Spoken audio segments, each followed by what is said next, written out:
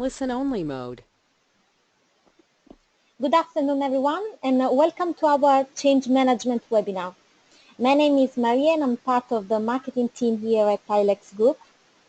Just a few housekeeping notes before we start. There is a Q&A session at the end of the webinar, and you can type your questions in the chat box. You will also receive the recording of the webinar next week via email. If you want to find out more about our upcoming webinars, please follow us on social media. We also have an Instagram account now. At the end, there is a quick survey to complete where you can give your feedback and suggestions. Now I leave you with our change management trainer. Andy, over to you.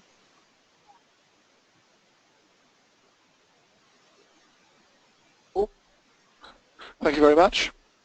A problem with my laptop there, suddenly not playing. Good afternoon, everybody. As it says, my name is Andy West. I'm a project and change management skills trainer. Most of my experience in terms of projects have been about corporate change, about people, cultures, rather than necessarily about systems and those sorts of things. So that's kind of my background and why I'm talking to you this afternoon.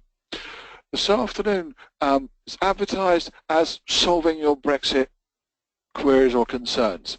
We're using Brexit as an example of what we're talking about. We're going to look at the problems encountered when organizations are subjected to swift and sudden changes in the environment, which trigger swift and sudden changes in the organization themselves. So we'll use Brexit as an example. Unfortunately, I can't give you all the answers to Brexit this afternoon. Unfortunately, we all don't know exactly what Brexit is yet, and therefore predicting the future would become rather difficult at that.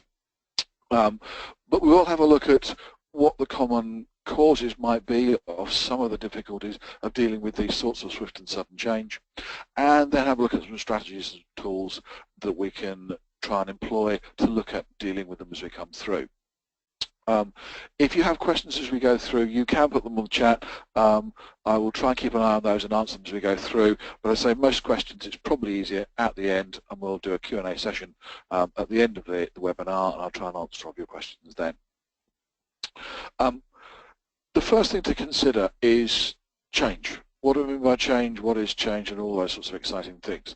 Well, quite simply, if we take a definition, it's to change something. It's to alter the form or the nature of something as you go through. And change is a necessity of organizations. If we don't change as an organization and the world moves on around us, then we're kind of left where we are, and what we're doing becomes less relevant to the outside world. At that point, if our customers, our clients, will ever have the choice about whether to use us or whether they find somebody else to actually provide a service or product to them, they'll make those sorts of changes. So for all organizations, survival is not mandatory. We have to change.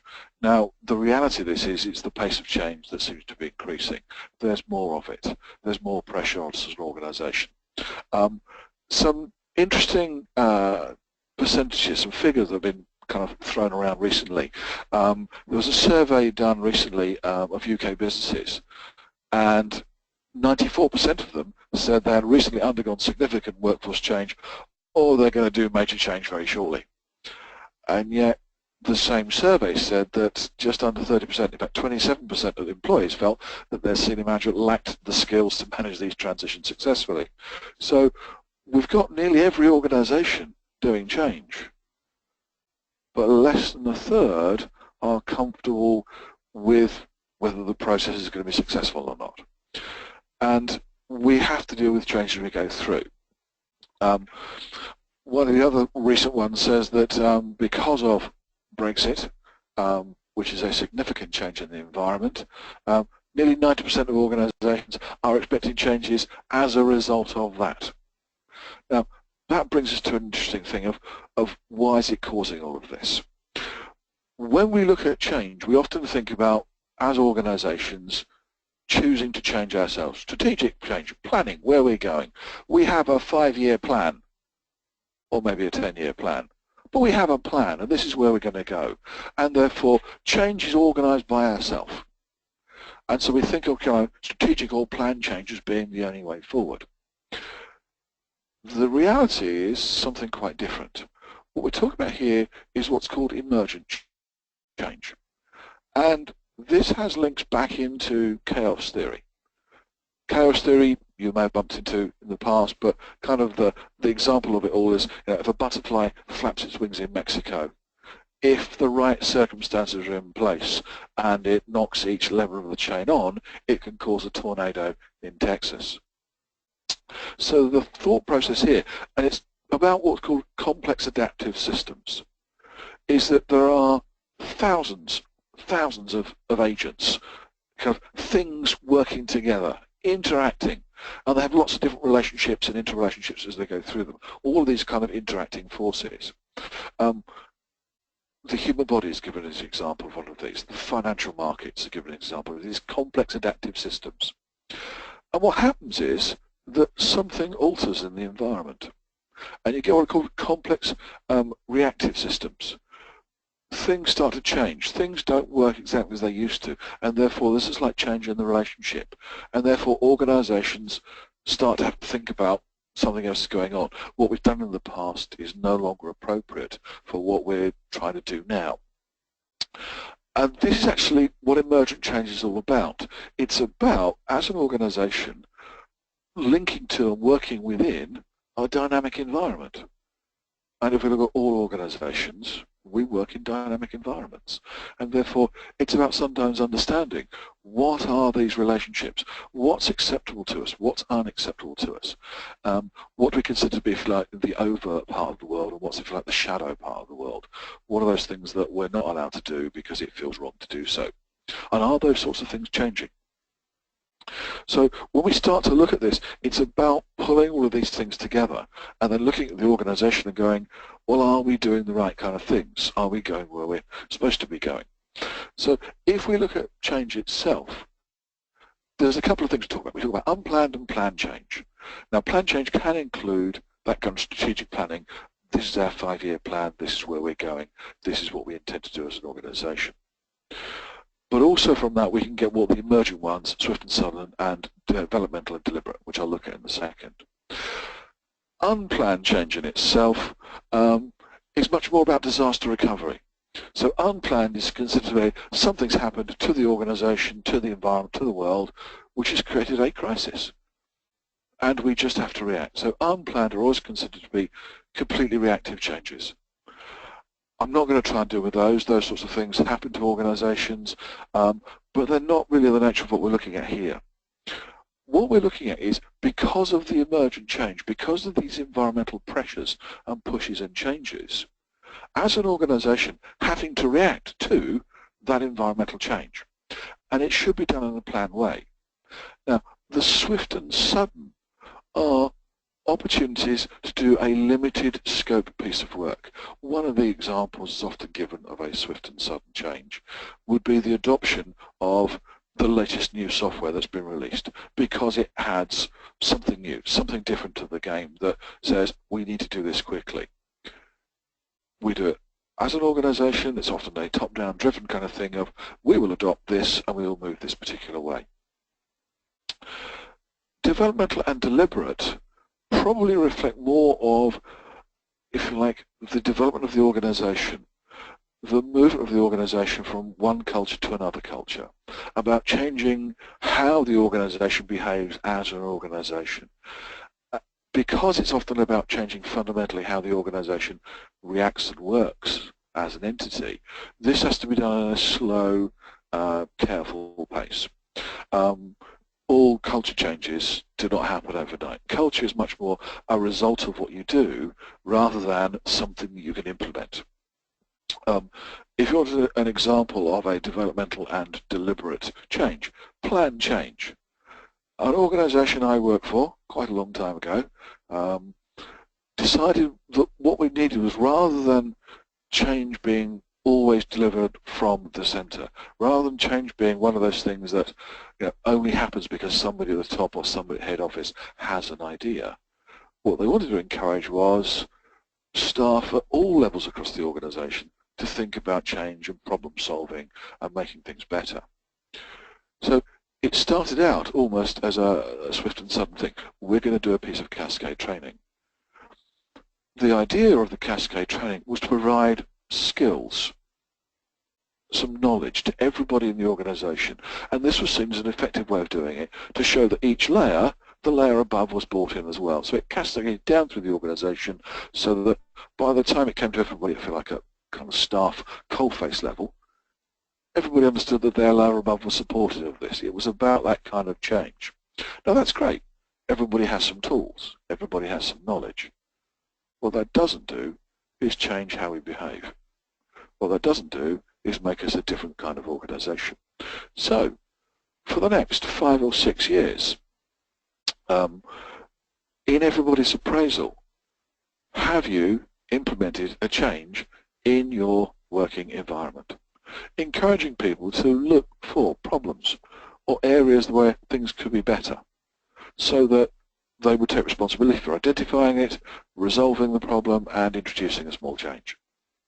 As a manager, my objective in my appraisal was to ensure all my staff had done a change and to do it on myself, and similarly my manager had the same, and sum up the organisation. And that was in everybody's appraisal. So therefore everyone was encouraged. Everybody had to do this every year. And of course in the first year most people did one, and maybe the second year 1 or 2.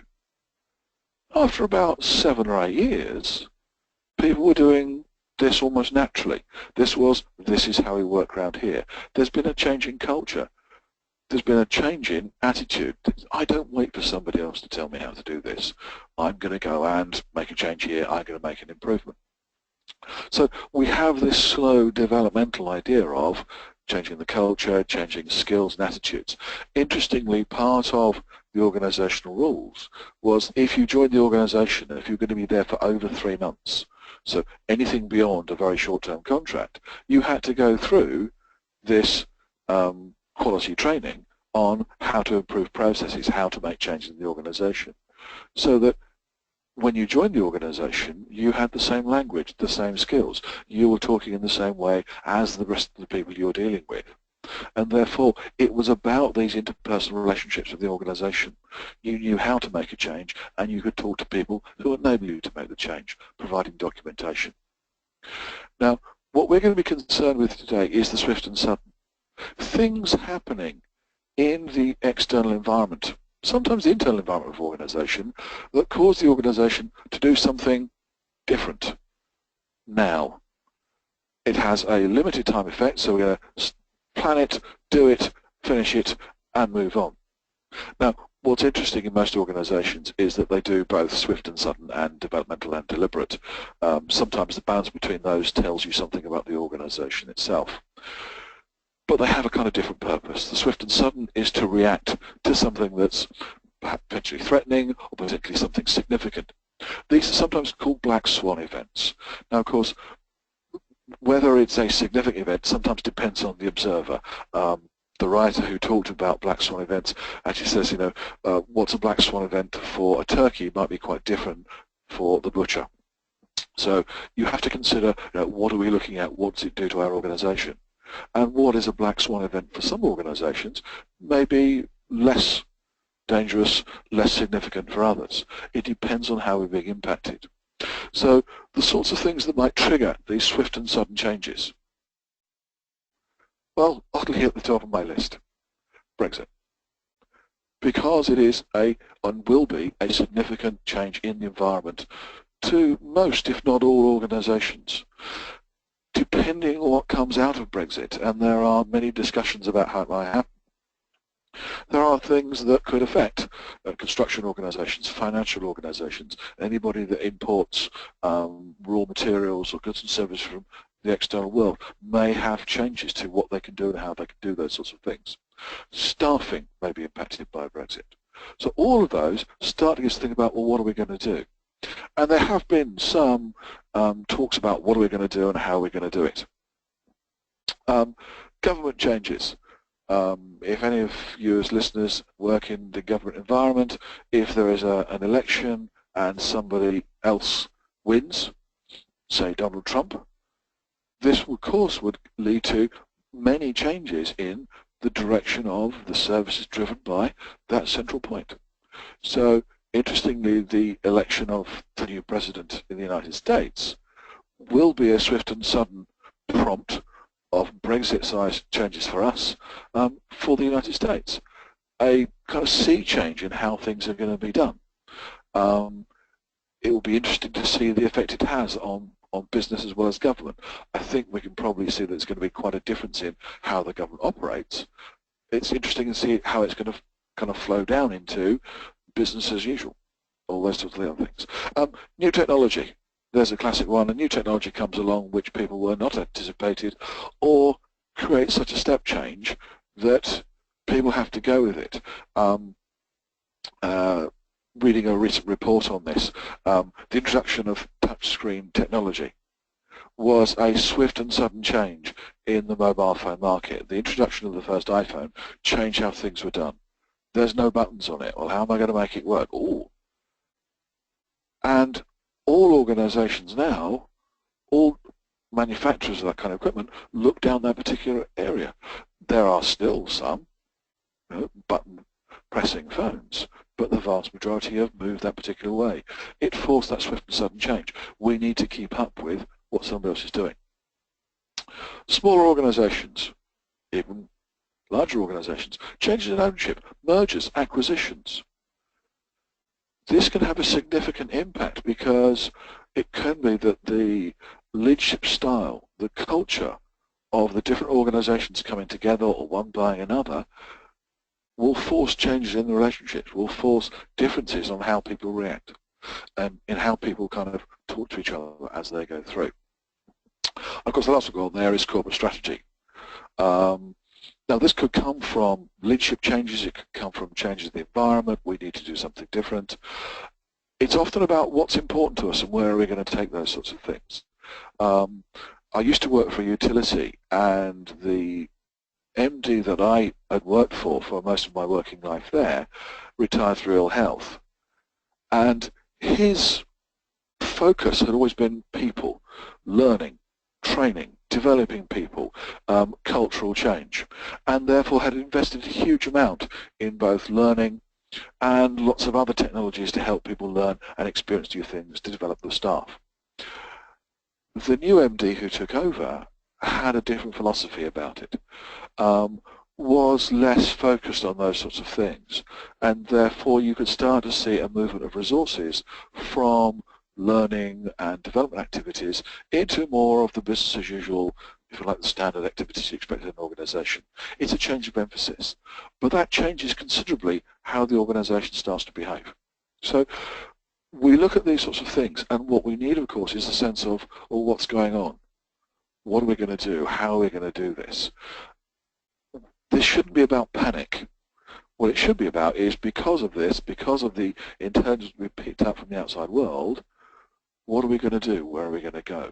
And this should clearly link back into our corporate strategy anyway, the vision we have for the organization. So these things have always been with us. It's just a matter of, reacting to them when they come in. And are we acting in an appropriate way? So some of the things to consider. And again, what I've been trying to do is just research this by doing searches on the internet and looking at a number of reports on these sorts of areas. The sorts of things that have come up as common issues that we see in reacting to sudden changes in an organization, or rather in the environment, and changes that the organization then starts to go into. One of the interesting ones here is leadership. And this is sometimes seen as, do we have the right leadership in being the right people to take us in the right direction, which is one of the considerations sometimes. And then, do we have the appropriate kind of leadership to help the rest of the organization take it forward? So there's kind of two things here. Leadership in terms of style and how we behave, and then perhaps leadership in terms of, do we actually have the right people as well? Of course, when we talk about change, there's always some resistance. Resistance in itself is not a bad thing. It does get us to think about, are we doing the right kind of changes, and answer the questions properly. However, if we don't manage that resistance, if we don't deal with it, then it starts to stop the organisation moving in the way it wants. So we need to understand what it is and see how it goes. One of the things about swift and sudden change is decision-making, timescales. I've got timescales for decision-making delivery. Do we need to do something now? Can we think about it? And I think Brexit is a good example of this at the moment. Do we need to start making changes now as an organisation? Or do we need to see more about what's going to happen in March when it's going to be triggered, and we might see what the negotiating stance is going to be? Because it's difficult to start reacting at the moment to Brexit until we really know what Brexit is going to mean. Do we go hard or soft? Do we lose all of the kind of trade things that we've got at the moment? Are barriers going to go up? What about movements of people? What about movements of money? The financial market stuff. And so it's difficult to make that kind of, what should we do, until we have a bigger picture.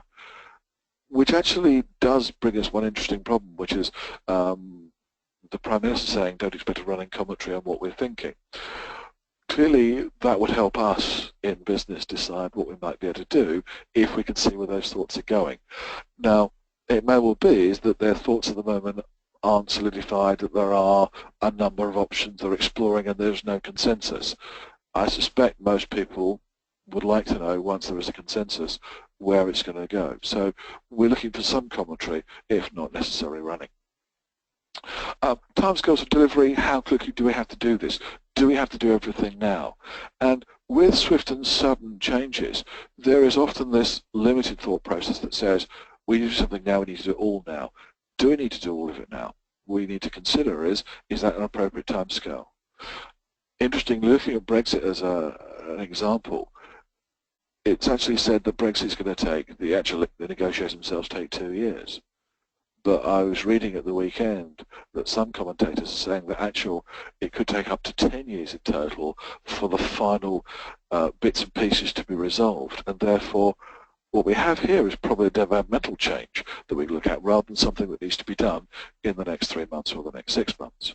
So there is an interesting kind of thought process. Our knee-jerk reactions sometimes, are gut reactions. Are they appropriate? Are they just fear responses coming in? And it's worthwhile considering where we're going.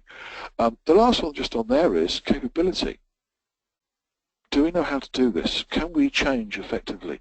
Do we have the skills, the knowledge, the experience, the right people in the right places? Are we ready for this sort of change? And if the answer is no, then this is obviously going to make life much more difficult, because that will start to build in resistance. That means that the leadership is not being effective. So there is a kind of link between these sorts of things. There's no right way of doing this, I think, is probably what I'm really going to say here. But some things to consider. So I'll start with leadership. And the thing about leadership is, and this has been identified in a recent report, simple compliance with an authority figure. And it's been done with a number of organizations in the United States particularly, where an organization has found itself struggling. And what they've done is they've imported, essentially, a CEO from another organization that's been through a similar change. And the CEO had a strategy at the previous organization. They come in and say, well, let's do the same thing here. And the assumption is, because it was successful there, it will be successful here. And there have been a number of examples of significant failures in that transplanting of one strategy with bringing in that person to a new organization, where it has had completely the opposite effect, where it has not had the beneficial change. It has made things much, much more difficult. And the writers in their analysis looked at this and said that essentially what's happened is that we've brought in this charismatic, successful leader from somewhere else, and we're kind of blinded by the charisma. We're kind of blinded by their success. And so when they say we're going to do this, everybody says, yes, well, it worked for them last time, let's go with it. And the point here about is, are we asking the right questions? Have they thought this through? Are they bringing in their knee-jerk reaction? Well, it worked for me last time, it will work again here. have we looked at the organisation? Are we similar? Is our situation similar? Is the environment that we're dealing with similar as well? So, how do we know it's going to work? What assumptions we made? Where have you got your figures from? And what are the right things to be done? Now, it does work, having the right person at the right time. Steve Jobs is often held up as an example of when he came back and took over Apple again and looked at all the things they were trying to do and kind of drew 4 boxes. If it doesn't fit into one of these 4 boxes, we're not going to do it. Is an example of using that kind of compliance with an authority figure. Somebody said us to do this. But interestingly, he had a model to explain why he was doing it and why they should focus on those 4 areas. And that questioning allows us to make sure that what we're intending to do actually fits with. Now, this is kind of difficult because sometimes we might be challenging our own boss, challenging our CEO, it's answering those sorts of questions. I say this as a trainer, and in my experience, many trainers like myself are slightly heretical in that we will ask these questions. We will look at, well, this is how it should happen sometimes. I once did ask a finance director to explain his speech because none of his staff actually understood it. Oddly, I never got promoted again, but perhaps the good I did for the organisation outweighed the bad I did for my own career in that particular organisation, in that it tried to improve communication. If we all understand where we're going and why we're going in that direction, it makes much more sense to do so. So that's a kind of thought process that comes in. It's about, are we just following the lead of somebody? Perhaps what's more interesting to have a look at, when we look at change, people react in what's called the kerberos curve. This was originally designed or created to look at how people deal with bereavement. And if we look at change, there can be the same kind of sense of what's going on and how do we feel about those sorts of things as we go through. And so the first thing here is shock. And if I relate that back to Brexit, I think on both sides, both the Leave and the Remain, both expected to win to a degree, but perhaps the Remain people were more confident and that was the bigger voice. And so there was a shock. Now, what's interesting is that this reaction curve is for both positive and negative changes. You would expect for positive changes, although there's a shock, I've suddenly got this thing, you would go through the curve much quicker because it's something pleasant that you look for, it's something you would hope would happen. The shock may be greater if you're unaware of it, if it's something negative. But if we look at both sides of the camp at the end of the Brexit vote, and I suspect after the presidential elections, there is an element of shock. Did I expect this to happen? And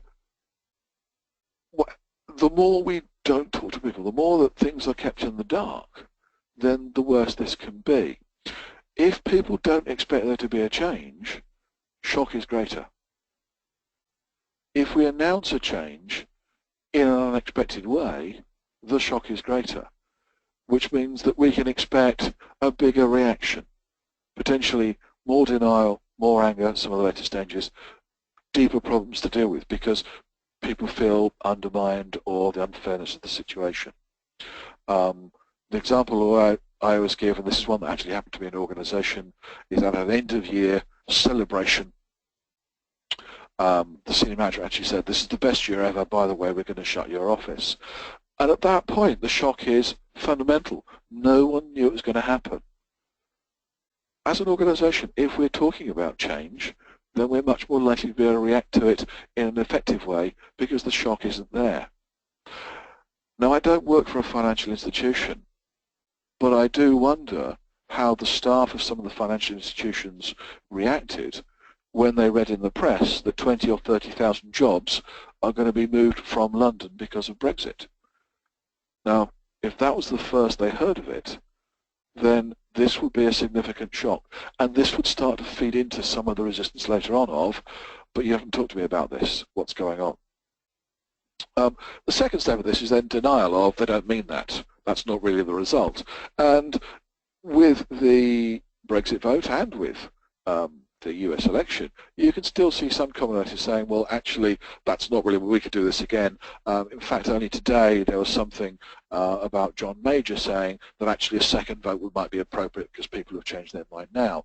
And to a degree, this is about almost the denial thing of that didn't really happen, they're not really going to do this, look, everybody's changed their mind, let's not go rush into these sorts of things.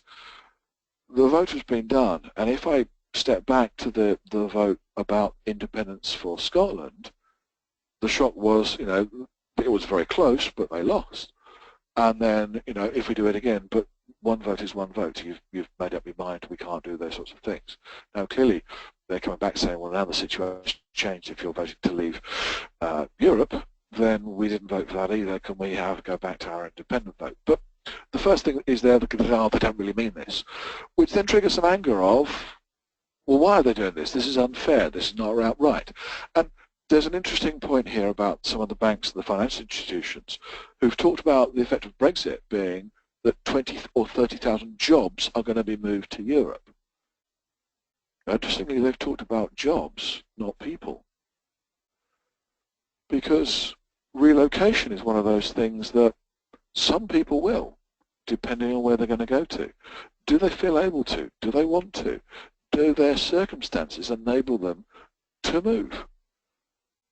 If they're going to move 20,000 jobs, you can probably expect that it's far less than 20,000 people that are actually going to be moving because of other circumstances. And therefore the anger of this is unfair will be quite acute. And that needs to be dealt with. The next step on here, this is an interesting one, and in lots of situations, this is the most destructive one for individuals, which is kind of the self-blame, the bargaining with God of it. If I hadn't done this, if I'd done some more, then things wouldn't have been as bad. And this is when people start to blame themselves for what's actually happening. Now, one of the things we have to consider, particularly for emergent changes, this is about a far bigger thing than you as an individual, and it is about circumstances outside of your control. But there is always that kind of, but what if I'd done? What this does lead into is the kind of depression, the confusion of what's going to happen, where am I going to go, which you might say is where many people are at the moment of, what does it actually need? Where is this going to go? What's going to happen to me? What's going to happen to my job? To help people through this, what they need is support, because what comes at the end of depression and confusion is kind of the acceptance of, I can see there's a light at the end of the tunnel. I don't know where I'm going to go yet, where it's going to take me, but I can see things are going to get better. And what you're looking for is the final one, is actually to move into problem solving of, I'm going to go and do this. Now, of course, what we really want is people problem solving within our organization because they're taking it forward, they're helping us do these sorts of things. If we look at there's 20,000 jobs going, then some of the acceptance is, well, I'm not moving, I'm leaving that particular organization. And if we look at most organizations, the effect of losing a lot of staff can be catastrophic, because for most organizations, the knowledge of the organization is kept in the heads of their people. And if we lose significant numbers of those people, then we lose significant amounts of our knowledge as an organization on what to do, how to do it, when to do it, and what actually makes it work sometimes.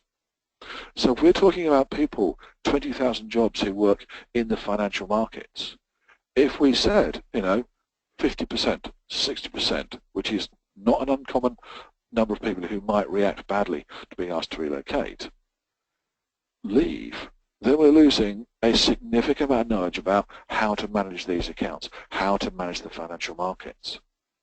And of course, therefore, the downturn in profitability and activity, all those things for the financial institutions may be significant. It may even be more significant than the effect of Brexit, because we've lost all of that knowledge and skill. So what do we need here? Well, what we need for this is leadership. People need support. People need, if like, the consistency of message. Can we minimize the shock? Can we keep the same message of, yes, this is going to happen? Can we answer their anger? Can we support them through the self-blame and depression to help people move through accept quickly? Now, the difficulty here is managers will be doing this as well as staff. Everybody goes through it at a different pace.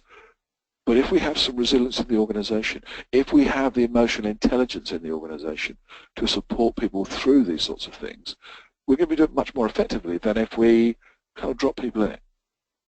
So there's a kind of link back onto those softer skills as leadership. Am I picking those right sort of things up? Interestingly, if we look at this curve, some of the things on this curve will flow into the next one.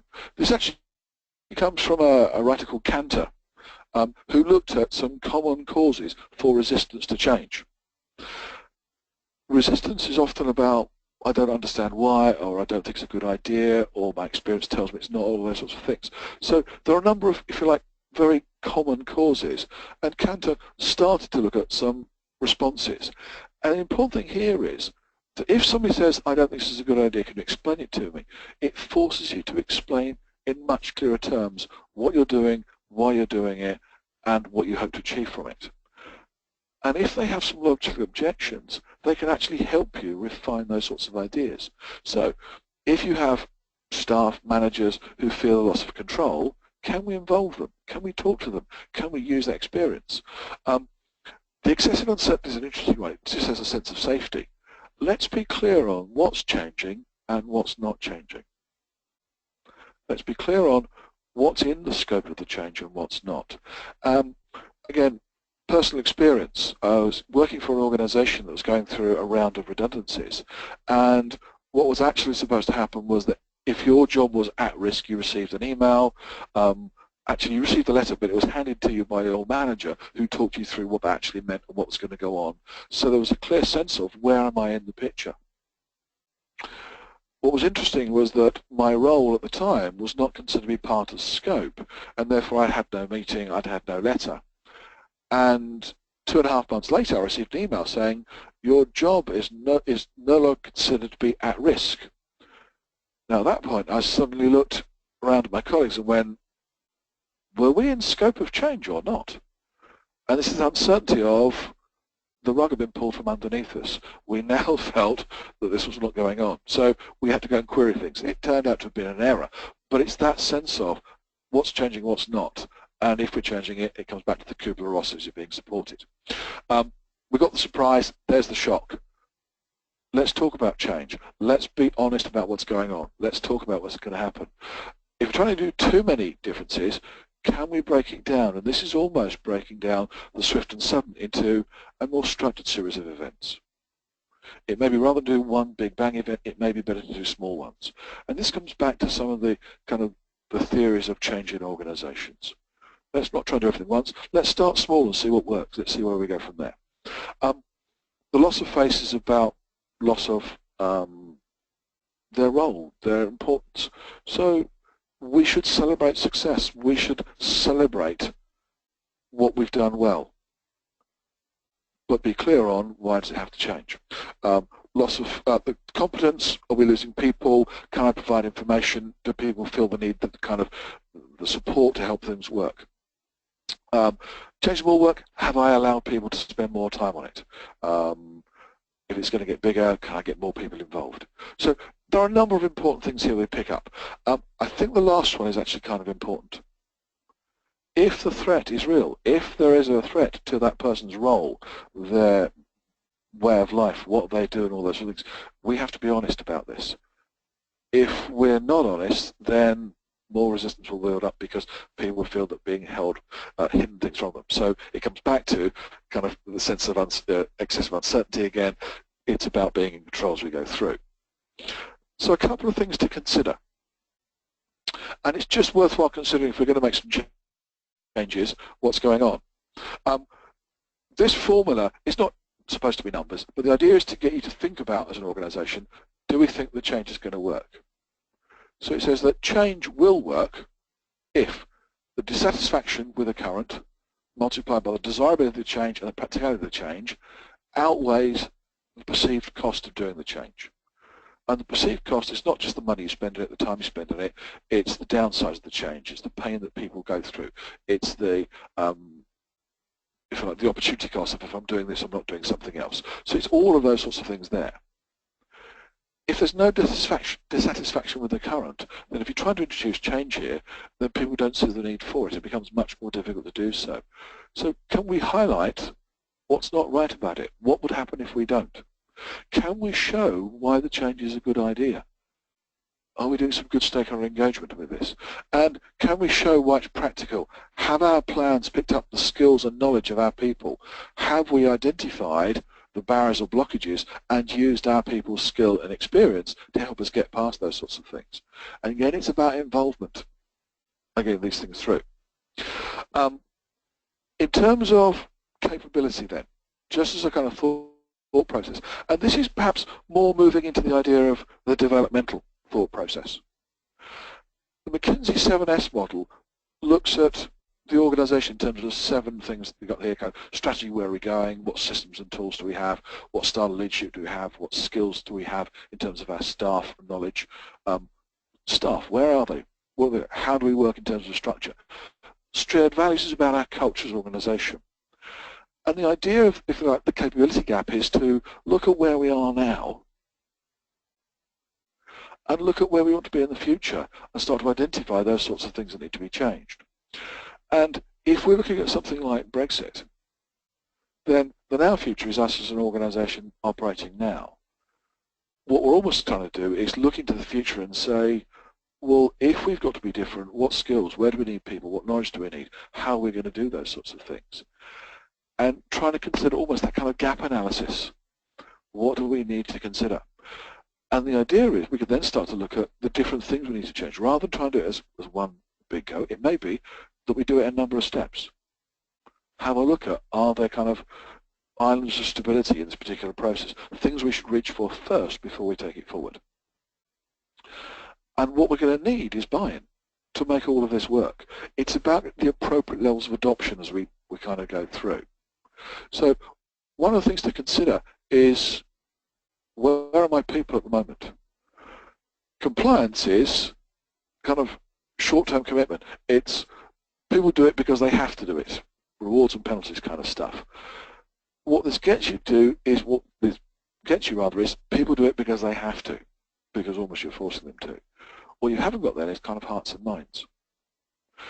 If people understand the consequence of doing it, there's a sense of meaning of what you're going to do, then you start to get kind of the identification. I've identified this is the best way of working at the moment.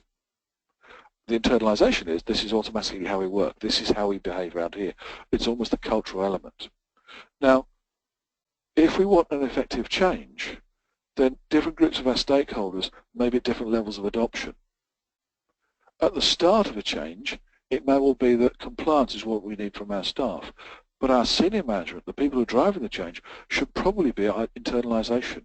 They need to be modeling this. They need to be mentoring people and showing this is the way to behave, essentially leading from by example. And it is about enabling people to move up through those sorts of things. It will take some time, as I said before, to move people from compliance to internalization. For a successful change, that last one says, the culture now is we work in a different way. This is part of how we are around here. This is who we are as an organisation. And so one of the things to consider here is, if I need to get something to work, what am I looking for? Have I got the right people? Are my senior management, are my mentors, are my leads for this at level 3 of the adoption? If the answer is no, then we probably don't have people, if you like, showing how it's done. We're not walking the talk. We're saying we should be doing this, but we're not really. And that may be almost a way of coming back to the McKinsey model and saying, we can't do this as one step. Let's consider doing a number of steps that allow people to actually grow and move forward. And again, you come back to lots of the models of change that look at how do people cope with those sorts of things. The point about this is, if we're talking about this sudden and swift change, is I need to do something to react. These are the sorts of models you might consider in terms of, have I got something I can take this step with? Have I got something identified? Have I identified the skills and knowledge? Have I got people going in the right kind of way? Underpinning swift and sudden change could be, what you need to consider is this developmental stuff, the deliberate. Actually, at the moment, we're considering change in a kind of top-down driven kind of way, that we're relying on the head office, the senior management to come up with the strategy, the thought process. which says that we are doing all of the strategic planning. We are doing all of that kind of centralized work. If we had an organization that reacted to change intuitively, if we had people who are empowered to make changes as the environment outside of them changes, then as long as we provide a central strategy, this is where we're going as an organization, what you'll start to find is that our staff, the layers of our organization, do this for us. So one of the things that may be worth considering is if we want to do swift and sudden changes in an organization, what we might want to do is do some of the deliberate and developmental changes that encourage a culture of change at the edges, that give people skills, the toolkits, localized leadership, so that when these black swan events happen, the bits of the organization nearest to it can react in an appropriate way, swift and sudden, without having to wait for a centralized, organized, top-down type of response.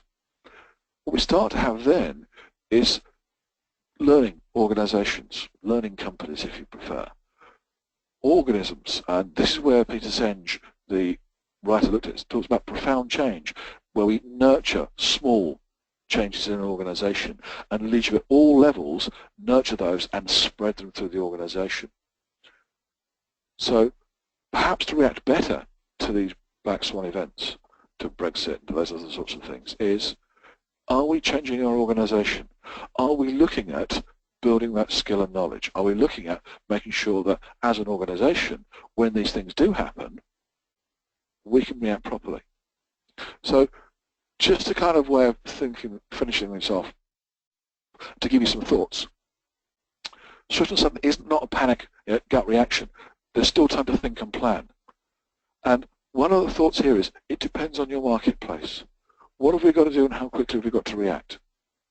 I was told that if you want to get ahead in the pharmaceutical industry, you need to be at market first because you become the brand, the market leader. And I was relating that to another group who worked in an IT environment, and they said, well, actually, being first is not always the best. Being first actually creates the marketplace for us. Being second says that people can compete. Being third means you avoid the mistakes of the first two. And therefore, swift and sudden might be, we're going to plan and do this, but let's find out what else is going on. Let's find out what other people are doing. Let's benchmark and see if there are other ideas. And swift and sudden doesn't always mean top-down. Swift and sudden doesn't always mean, centralized control of an organization. What it could mean is that the edge of your organization react to the environment, and they organize those changes because as they see the environment changing, they're a responsive kind of organization. The question there is, the important one is, that says, if these things happen, even if they're unexpected, are we ready for this? Have we got the skill and knowledge? Have we got change embedded in our people to help us do this effectively? And that's where I'll leave you as a thought. Jessica, if I can pass over to you for the next slide.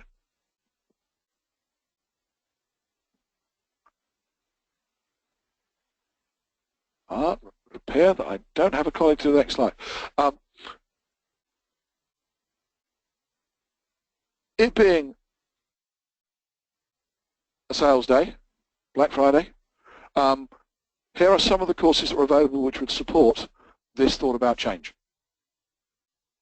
The APMG International Change Management course, Foundation and Practitioner. Foundation is available e-learning. You actually get a 12-month license, as it says here. The Practitioner only offers classroom, so you could actually then take it on and add it, lead to the Practitioner exam. Finally, if you prefer to do the whole thing as a classroom course, it's available as a classroom course. There is a special available today for those of you who are actually listening to me today. So if you want to have a look at the Change Management Foundation, it's available as a 6-month license at a reduced rate. If you look at the phone number on there, you can contact us directly on there, or the queries to Nadia or to Paula, and they will sort out your queries. So please take a note of this. and quote the fact that you're on this particular webinar, and they'll make sense of that for you. So a quick Black Friday offer. And moving on swiftly from those, more importantly perhaps, questions. I'm hoping that you found this afternoon interesting. It's given you some thoughts about how things may work, what sort of things to consider as you're looking at changing organisations, particularly swift and sudden changes. Do you have any questions?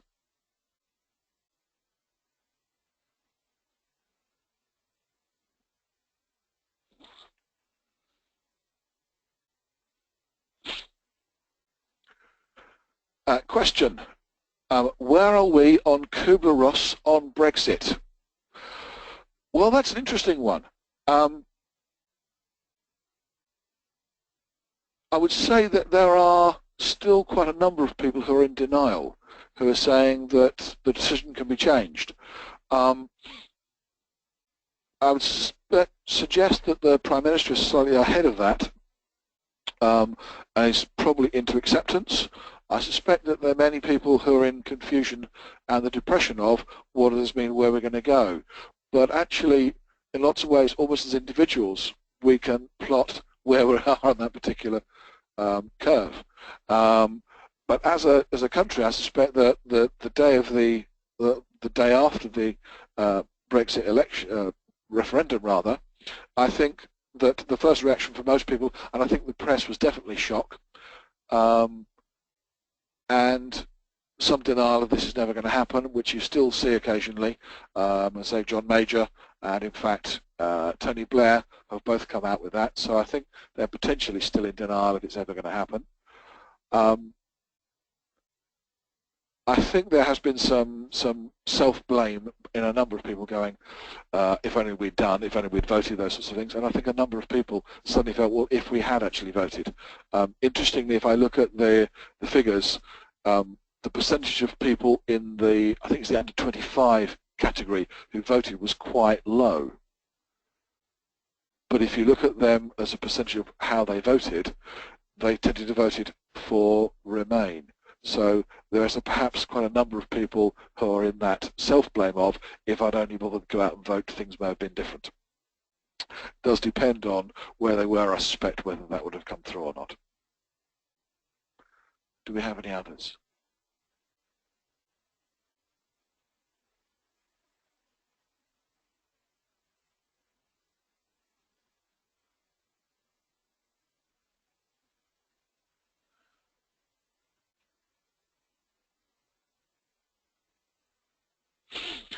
Question. Sorry, that was interesting, thank you. Question. Brexit for UK means border control and in the common market, but the EU will not allow access to the common market unless UK has open borders. Deadlock. How would you go about solving this deadlock? This is actually, I think, fundamentally where the difficulty is, and the change is going to have to be in terms of what, if you want to negotiate, what are you willing to give up?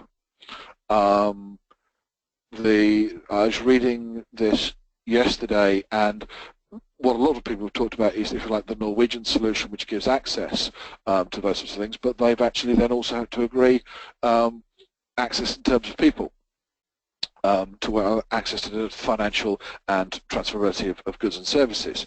The next one down the chain actually is the Swiss model, where there is a little bit more control. There's still the need for passports and whatever else, but there is some transportability of people and resources. Interestingly, the Swiss were looking at tightening up the rules on that, because there was a complaint last year, 18 months ago, of too many jobs in Switzerland being taken by people who were not Swiss. So they are having a similar kind of discussion about that kind of thought process, but they tend to do it on a number of individual contracts. How would I resolve it? I'm not entirely sure. I have to say that I was voting Remain, and I thought that was a more logical place to be, but that was purely my opinion on those. I think the difficulty is going to be is that because of the uncertainty it's creating, and the fact that the political dynamic. What they're afraid of in the EU is the kind of political contagion of, if we do this successfully and it looks good for us, other people want to go and do it as well. There's going to be a very difficult negotiating period, I think, coming through, because both sides have kind of set their stall out and they want to do things that they're never going to meet. At some point, they're going to have to make some kind of agreement and compromise on those. What it is, I'm not entirely sure at the moment. How would you create a sense of urgency in the case the bulk of an organisation does not see the need for change and the importance of acting immediately? One of the things they talk about in change theory is learning anxiety and survival anxiety. And learning anxiety is the fear of people learning something, doing something different, doing something new. Survival anxiety is, what will happen if I don't do something new? And so one of the things they talk about is, one, minimizing the learning anxiety. Can you show that doing something different and moving is not that difficult, not that complicated? And two, can you highlight what would happen if not, but in their terms? One of the interesting points here is I've often seen is listening to people's objections. And if you can listen to their objections and then start to knock them over, why should we not do something, then you can start to knock over the knee, but what happened if we did this, what happened, and so on. But it is about highlighting the need and the purpose and what would happen if we didn't. So that kind of survival anxiety is where you go there. But it needs to be honest and it needs to be clear about what's actually going to happen. One of the best ones here is if you can get people to work through and discover it essentially for themselves by leading a discussion, then you start to get that kind of awareness. And almost what you need is those change agents, those people with that awareness embedded across the organisation who can deal with it almost at a grassroots level. And it's having those sorts of people in there that might actually start to see the need for change. It's setting that kind of thought process. I hope that's helpful. Just move on to the next one.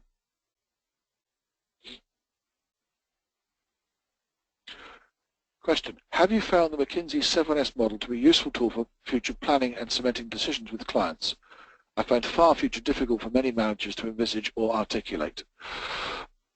It is an interesting one. The McKinsey model was originally designed to look at current state, where are organizations at the moment. It's used within the change community of, where do we want to be, how do we envision ourselves? And this is sometimes almost about encouraging blue sky thinking, which actually is quite a difficult one. So one of the things to consider here, perhaps, is if we have a strategy, the far future may be very difficult to actually concretely describe, but it may be in broad terms. What may be much better to do is a near future first step. But the important thing here is the fact that the first step is not the final step. The first step is merely the first step in a journey kind of thing. Working for a utility and it being changed from being a public utility to being a private company, there's a huge need for kind of culture change. Now, I joined them from a commercial organisation, so therefore I was used to the idea of change, and I was joining an organisation where change was not in there. Now, what I found as an interesting quote from the MD, many people in the organisation found terrifying. He used the Lewin model and he said, you unfreeze, you move, you refreeze. And essentially what McKinsey was already going, what's that kind of refreeze point? Now, the MD I work for actually said, I'd like to gently simmer, which is keep things going. Now, for somebody who was used to regular change and quite dynamic organisations, I was okay with that. For many people who were in the organisation that I joined, that was terrifying. So almost having the near future of, I can see where the next step is sometimes the best way forward. It's always to have in mind is that's not the end point though, and so that far future may not be clearly defined because until you get nearer to it you might not see exactly what it's going to be, but the idea is it's different from now, it's different from the near future, it's something we're aiming for still. I think that would be the way forward, but it is again about experience. It's a useful tool to consider all the areas that you might want to change, and particularly the things that sometimes you don't want to change. That may be other things you want to consider. So just moving on, audience question. Would you be able to email the slides to us? The slides will be available and they will be coming out to you, so that should be coming out. Next question. Will we have to give up our borders to be in the common market? So we will not be in the common market, and the sooner everyone realises this, I believe we can move on. Else we might well be in the EU and forget Brexit if we have open borders. Just your thoughts. I think that's the kind of almost the choice it is, and it's the open borders things allows us the free movement of people and money and skills and all that kind of things that we found an advantage. And I was reading an article about the construction industry who's found this hugely useful. I work in a fairly rural area where without the influx of people to come and do some of the work, a lot of the work would not have been done because it's not particularly well paid. That has created conflicts of its own. And it is about, what to feel is an appropriate level. But if we truly want to be in that, open market, then the open borders are what the EU say is part of the bargain, and it's one of their 4 pillars of the EU. So it is about, are they going to be willing to move? And again, we'll see what goes on with the negotiations. Next question, more of a comment than a question. Surely change is the only constant in work and life. Change is also getting faster developments in technology. We need to have the skills to deal with it, otherwise we'll be left behind and struggle in both work and life situations. I absolutely agree. Change is what's going on. Evolution is change. And we often prefer evolution if we're in control of it rather than revolution when we're not. So it is about organisations. The pace of change is increasing, and I don't ever see it going slower. So it is about building skills at both an individual and an organisational level and encouraging those sorts of things. A long time ago, I worked for a manager who said, change and ideas don't come from staff in the field, all ideas come from the head office, and he truly believed that. So it was difficult for them then working for him to actually make change in your job because he didn't believe that you had the time, the effort to do so. One of the things is we have to encourage people to do so, and we have to listen as organisations. If we don't, then we will be left behind and we'll struggle. So yes, it is about that thought process. So that last thoughts on the developmental stuff is about hopefully where I believe we'd go. That would appear to be all of the questions. Good Lord, it's over an hour. We hope you found this very useful. The slides will be available. This webinar will be available on YouTube once we've actually processed it all. But thank you very much for your time and your questions. I can just get the thing. Thank you for listening.